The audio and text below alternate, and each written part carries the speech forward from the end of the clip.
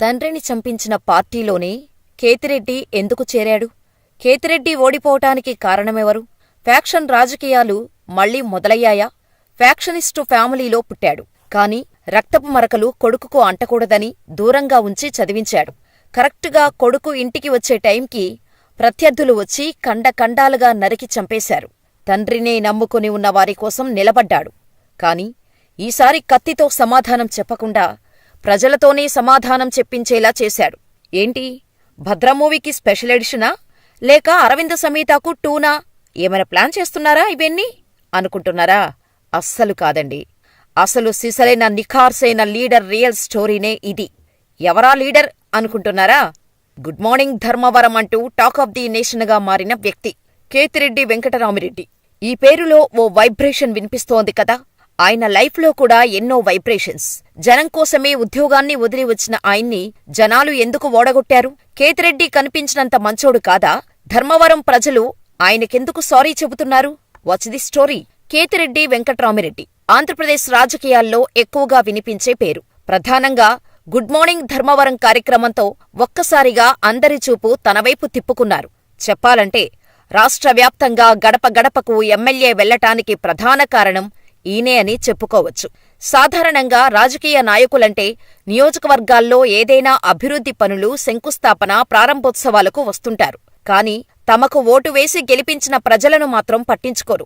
ఎన్నికల ముందు నేనున్నా అంటూ చెప్పటం తప్పితే గెలిచాక మళ్లీ అటువైపే చూడరు. కాని అనంతపురం జిల్లా ధర్మపురం ఎమ్మెల్యే కేతిరెడ్డి వెంకట్రామిరెడ్డి రూటే సెపరేటు. నిత్యం ప్రజల మధ్య ఉంటూ వాటి సమస్యలు తెలుసుకుంటారు. ప్రభుత్వ పథకాలు అందుతున్నాయా లేదా అని స్వయంగా ఆయనే వచ్చి ఆరా తీస్తారు. అది కేతిరెడ్డి బ్రాండ్. ధర్మవరంలో ఏ మూల ఎవరుంటారో, ఏది ఎక్కడ ఉంటుందో నిద్రలో లేపి అడిగినా టక్కున చెప్పే నాయకుడు కేతిరెడ్డి. ధర్మవరం ప్రజలు దేవుడిలా కొలిచే కేతిరెడ్డి వెంకట్రామిరెడ్డి 1980లో కేతిరెడ్డి సూర్యప్రతాపరెడ్డి దంపతులకు అనంతపురం జిల్లా ధర్మవరం నియోజకవర్గం ఎల్లనూరు మండలం తిమ్మంపల్లి గ్రామంలో పుట్టారు. వీరిది రాయలసీమ ఫ్యాక్షన్ నేపథ్యం ఉన్న కుటుంబం. కేతిరెడ్డి పుట్టేనాటికి అంటే 1980 ప్రాంతంలో రాయలసీమలో, ముఖ్యంగా అనంతపురం జిల్లాలో ఫ్యాక్షన్ పీక్ స్టేజ్లో ఉండేది. ముఖ్యంగా అనంతపురం నగరంలో. ఆ టైంలోనే కేతిరెడ్డి వెంకట్రామిరెడ్డి తండ్రి సూర్యప్రతాపరెడ్డి ఓ వర్గానికి నాయకుడిగా ఉండేవారు. ఆయనను అందరూ సూర్యుడు అని పిలవటం మొదలుపెట్టారు. ధర్మవరం, తాడిపత్రిలో వర్గపోరు, రాజకీయ పోరు చాలా ఎక్కువగా ఉండేది. దీంతో సూర్యప్రతాపరెడ్డిగారు తన పిల్లలకు ఫ్యాక్షన్ మరకలు అంటకూడదని, వారిని పుట్టిన ఊరికి దూరంగా పెంచాలని డిసైడయ్యారు. అలా కేతిరెడ్డి వెంకట్రామిరెడ్డిని 3 ఏళ్ల వయసులో తాడిపత్రిలో ఉన్న అరవింద్ ఆశ్రమంలో చేర్పించారు. అక్కడే వెంకట్రామిరెడ్డి పాఠశాల విద్యాభ్యాసం పూర్తయింది. ఆ తర్వాత తమిళనాడులోని కోయంబత్తూర్లో ఉన్న భారతీయ యూనివర్సిటీ నుంచి ఇంజనీరింగ్ పట్టా పొందారు.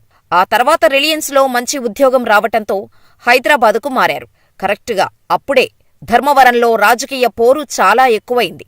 సూర్యప్రతాపరెడ్డికి ప్రత్యర్థులుగా ఉన్న బొగటి నారాయణరెడ్డి, జేసీ ప్రభాకర్ రెడ్డి, జేసీ దివాకర్ రెడ్డి, వారితో శత్రుత్వం మరింత పెరిగింది. అప్పట్లో జేసీ కుటుంబం కాంగ్రెస్ పార్టీలో కీలకంగా ఉంటూ ధర్మవరంలో ఆధిపత్యాన్ని చెలాయించేవారు. దీంతో కేతిరెడ్డి సూర్యుడు తెలుగుదేశం పార్టీలోకి చేరారు. అలా టీడీపీలోకి చేరిన సూర్యుడికి 1999లో మొదటిసారిగా ఎమ్మెల్యేగా పోటీ చేసేందుకు బీఫామ్ ఇచ్చింది టీడీపీ అధిష్టానం. ఇక ఆ ఎన్నికల్లో జేసీ బ్రదర్స్ని ఓడించి మరీ ఘన విజయం సాధించారు సూర్యుడు. ఇదిలా ఉండగా హైదరాబాదులో నెట్వర్క్ ఇంజనీరుగా పనిచేస్తున్న కేతిరెడ్డి వెంకట్రామిరెడ్డికి మైసూరారెడ్డి తమ్ముడు కూతురు సుప్రియారెడ్డితో వివాహం జరిగింది. అలా పూర్తిగా ఫ్యామిలీ మ్యాన్గా రాజకీయాలకు, ఫ్యాక్షన్ గొడవలకు దూరంగా ఉండేవారు కేతిరెడ్డి. అలా ఉద్యోగం చేసుకుంటూ హైదరాబాదులోనే కాపురం పెట్టారు కేతిరెడ్డి. అయితే అప్పటికే సిట్టింగ్ ఎమ్మెల్యేగా ఉన్న సూర్యుడికి టీడీపీ ఎమ్మెల్యే టికెట్టు ఇవ్వలేదు. రాజకీయంగా వెనక్కి తగ్గితే ప్రత్యర్థుల నుంచి హాని తప్పదని భావించిన సూర్యుడు కాంగ్రెస్ పవర్ఫుల్ లీడర్గా ఉన్న వైఎస్ రాజశేఖర్ రెడ్డితో సంప్రదింపులు మొదలుపెట్టారు. కానీ జేసీ బ్రదర్స్ అప్పటికే కాంగ్రెస్లో బలంగా ఉండటంతో సూర్యుడు కాంగ్రెస్లోకి రావటం పట్ల తీవ్రంగా అభ్యంతరం తెలిపారు. ఎందుకంటే వర్గపోరు అధికంగా ఉన్నప్పుడు సూర్యుడు జేసీ బ్రదర్స్పై మర్డర్ అటెంప్ట్ చేశారు. ఈ విషయంపైనే టార్గెట్ చేస్తూ కాంగ్రెస్ నేతలను చంపటానికి ప్రయత్నించిన వ్యక్తిని అసలు పార్టీలో ఎలా చేర్చుకుంటారంటూ సూర్యుడిని అసలు కాంగ్రెస్లో అడుగుపెట్టనివ్వలేదు. సరిగ్గా అప్పుడే సూర్యుడికి తీవ్రమైన అనారోగ్య సమస్యలు వచ్చాయి. ఎంతలా అంటే ఆయన 2 కిడ్నీలు దెబ్బతిని కనీసం నడవలేని స్థితికి వచ్చేశారు. దీంతో తండ్రిని బతికించుకోవటం కోసం హైదరాబాదుకు తీసుకొచ్చిన కేతిరెడ్డి దగ్గరుండి మరీ కిడ్నీ ట్రాన్స్ప్లాంటేషన్ చేయించారు. అలా కొద్దిగా కోలుకున్నాక కేతిరెడ్డి స్వయంగా తన తండ్రి సూర్యుడిని ట్రైన్లో తీసుకొని బయల్దేరారు. కరెక్టుగా తాడిపత్రి రైల్వే స్టేషన్ వచ్చేసరికి సూర్యుడి మీద ప్రత్యర్థులు దాడి చేశారు.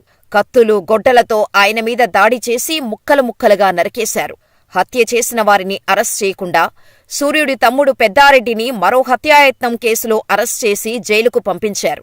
ఇక మరో దారి లేక హైదరాబాదులో ఇంజనీరు ఉద్యోగాన్ని వదిలి ధర్మవరానికి వచ్చారు కేతిరెడ్డి. ఇక తన తండ్రిని చంపిన వారిపై పెట్టిన కేసును విత్డ్రా చేసుకుంటేనే తన చిన్నాన్న పెద్దారెడ్డిని విడుదల చేస్తామని రాజకీయ ప్రత్యర్థులు ఒత్తిడి తెచ్చారనే టాక్ కూడా అప్పట్లో వినిపించింది. తన చుట్టూ ఇంత దారుణం జరుగుతున్నా కేతిరెడ్డి మాత్రం ఫ్యాక్షన్ వైపు వెళ్లలేదు. తన తండ్రి కోరుకున్నది కూడా అదే. తనతో పాటే ఫ్యాక్షన్ అంతమైపోవాలని అనుకున్నారు. అందుకే కేతిరెడ్డి సహా మిగిలిన 2 పిల్లలను సైతం ఊరికి దూరంగా ఉంచి చదివించారు. కేతిరెడ్డి ఏమాత్రం వెనక్కి తగ్గకుండా చట్టప్రకారం వెళ్లాలన్న ఉద్దేశంతో కేసు పెట్టారు. కానీ పోలీసులు మాత్రం హత్యకు సంబంధించిన సరైన సాక్ష్యాధారాలు లేవని కేసును కొట్టేసేలా చేశారు. ఇక ఆ కేసును వెనక్కి తీసుకోకపోతే పెద్దారెడ్డిని బయటకు రానియమని చెప్పటంతో తండ్రి మర్డర్ కేసుపై వెనక్కి తగ్గాల్సి వచ్చింది. ఇక తండ్రి హత్య తర్వాత అనూహ్యంగా రాజకీయాల్లోకి వచ్చారు కేతిరెడ్డి. వైఎస్ రాజశేఖర్రెడ్డిని కలిసి కాంగ్రెస్ తీర్థం పుచ్చుకున్నారు. 2006 నుంచి 2009 వరకు యాక్టివ్గా పనిచేశారు. సూర్యుడు హత్య వెనుకున్నది జేసీ బ్రదర్స్ అనే ఆరోపణలు బలంగా వినిపించినా తండ్రిని చంపిన పార్టీలోనే చేరి కాంప్రమైజ్ అయ్యాడు అంటూ ఎన్నో మాటలు వినిపించాయి. అయినా కేతిరెడ్డి మాత్రం కుంగిపోలేదు. అనంతపురంలో కాంగ్రెస్ పార్టీ బలోపేతానికి గట్టిగా పనిచేశారు. ఆ శ్రమను గుర్తించిన అప్పటి సీఎం వైఎస్ రాజశేఖర్రెడ్డి 2009లో ధర్మవరం కాంగ్రెస్ ఎమ్మెల్యే టికెట్ ఇచ్చారు. అలా మొదటిసారిగా పోటీ చేసి దాదాపు 19,000కు పైగా మెజారిటీతో గెలిచారు. ఇక ధర్మవరంలో ప్రధానంగా నీటి సమస్యను తీర్చటం కోసం ముఖ్యమంత్రిని కలిసి 80 కోట్ల నిధులు శాంక్షన్ చేయించి తాగునీటి సమస్యను పరిష్కరించాడు. అది కూడా ఎమ్మెల్యే అయిన మొదటి ఏడాదిలోనే. అయితే కేతిరెడ్డి ఎమ్మెల్యే అయిన కొన్ని నెలల్లోనే వైఎస్ అనూహ్య రీతిలో మరణించటంతో తన రాజకీయ గురువును కోల్పోయినట్టు అనిపించింది కేతిరెడ్డికి. ఆ తర్వాత వైఎస్ కొడుకు జగన్ పెట్టిన వైసీపీలో జాయిన్ అయి జగన్కు అండగా నిలబడ్డారు. 2014 ఎన్నికల ముందు వైఎస్సార్ పార్టీలో చేరారు. కానీ ఆ ఎన్నికల్లో కేతిరెడ్డిని ప్రజలు ఓడించారు. టీడీపీ అభ్యర్థి సూర్యనారాయణ చేతిలో 14,000 తేడాతో ఓడిపోయారు. అయినా ఆయన ఏమాత్రం నిరాశ చెందకుండా ఓడిపోవటానికి కారణాలేంటి, తనలో ఉన్న లోపాలేంటో తెలుసుకున్నారు. ముఖ్యంగా ప్రజలకు తాను దూరంగా ఉంటున్నా అనే కారణంతో ఓడిపోయానని గ్రహించారు. ఆ తరువాత నిత్యం నియోజకవర్గంలో ఉంటూ ప్రజల సమస్య పరిష్కారానికి కృషి చేశారు. 2019లో మరోసారి ధర్మవరం నుంచి గెలుపొందారు. ఎమ్మెల్యేగా గెలిచాక మునుపటి మాదిరి చేసిన తప్పులు చేయకుండా కొత్తగా వినూత్నంగా చెయ్యాలని, అసెంబ్లీ సమావేశాలు ఉంటే అసెంబ్లీలో లేదంటే ప్రజల మధ్య ఉండాలని నిర్ణయించుకున్నాడు. ఇలా 2020 డిసెంబర్లో గుడ్ మార్నింగ్ ధర్మవరం అనే ప్రోగ్రాం మొదలుపెట్టి ప్రజల వద్దకే వెళ్లటం మొదలుపెట్టారు. నిత్యం ప్రజల్లో ఉంటూ వారి సమస్యలను తెలుసుకొని సత్వరమే పరిష్కరించటం మొదలుపెట్టారు. ప్రతిరోజు ఉదయం ఎంపిక చేసిన గ్రామాల్లో, వార్డుల్లో సంబంధిత అధికారులు, మున్సిపల్ కమిషనర్, గ్రామ సచివాలయం సిబ్బందితో కలిసి పర్యటించటం మొదలుపెట్టారు. ఆయనే నేరుగా ప్రజల వద్దకు వెళ్లి వారి సమస్యలను తెలుసుకొని రేషన్ కార్డు దగ్గర నుంచి రోడ్డు పనులు, చెత్త తరలింపు వంటి సమస్యలను అక్కడికక్కడే పరిష్కరించేవారు. పొరపాటు చేసిన అధికారులపై కోపగించుకొని తప్పు చేసిన అధికారిపై కొరడా జులిపించేవారు. మళ్లీ అలాంటి పొరపాట్లు చేయవద్దని వార్నింగ్ ఇచ్చేవారు. పేరుకు తగ్గట్టు ధర్మవరంలో ఇక నుంచి ఫ్యాక్షన్ ఉండకూడదని, అంతా ధర్మబద్ధంగానే ఉండాలని, ఫ్యాక్షన్ వదిలేయాలని చెప్పేవారు. కేతిరెడ్డి మొదలుపెట్టిన ఈ కార్యక్రమం వల్లనే వైసీపీ అధినేత జగన్ కూడా ఇంటింటికి ప్రతి ఎమ్మెల్యే తన నియోజకవర్గంలో తిరగాలని చెప్పారు. కానీ రాజకీయంగా జరిగిన మార్పుల కారణంగా 2024 ఎన్నికల్లో పరిటాల శ్రీరామ్ చేతిలో ఓడిపోవాల్సి వచ్చింది. ఇందుకు చాలా కారణాలే ఉన్నాయి. ముఖ్యంగా వైసీపీ మీద వచ్చిన వ్యతిరేకత ఒకటైతే, కేతిరెడ్డి మీద వచ్చిన ఆరోపణల వల్ల కూడా ఆయన ఓటమికి కారణమయ్యాయని చెప్పాలి. సుదీర్ఘ రాజకీయ ప్రస్థానాల్లో వెంకటరామిరెడ్డిపై ఎన్నో ఆరోపణలు వచ్చాయి. ముఖ్యంగా ధర్మవరం చుట్టుపక్కల ఉన్న ప్రభుత్వం భూములను వెంకట్రామిరెడ్డి తన అనుచరులకు అప్పనంగా అప్పగించారని ఆరోపణలు వచ్చాయి. అంతేకాకుండా ఆయన పేరు చెప్పి కొందరు చేసిన దందాల కారణంగా కేతిరెడ్డికి చెడ్డపేరు వచ్చింది. ఫలితంగా ఎన్నికల్లో ఓడిపోవాల్సి వచ్చింది. కాని ఇప్పుడు ధర్మవరం ప్రజల గోడును పట్టించుకొని సమస్యలు పరిష్కరించేవారు లేరని వాపోతున్నారు. కేతిరెడ్డిని ఓడగొట్టి తప్పు చేశామని ఆయనకు బహిరంగంగానే సారీ చెబుతున్నారు. వచ్చే ఎన్నికల్లో తప్పకుండా మళ్లీ ఆయనను గెలిపిస్తామని చెబుతున్నారు. మరి వచ్చే ఎన్నికల్లో కేతిరెడ్డి గెలుస్తారని మీరు అనుకుంటున్నారా? మాకు కామెంట్ చేసేయండి.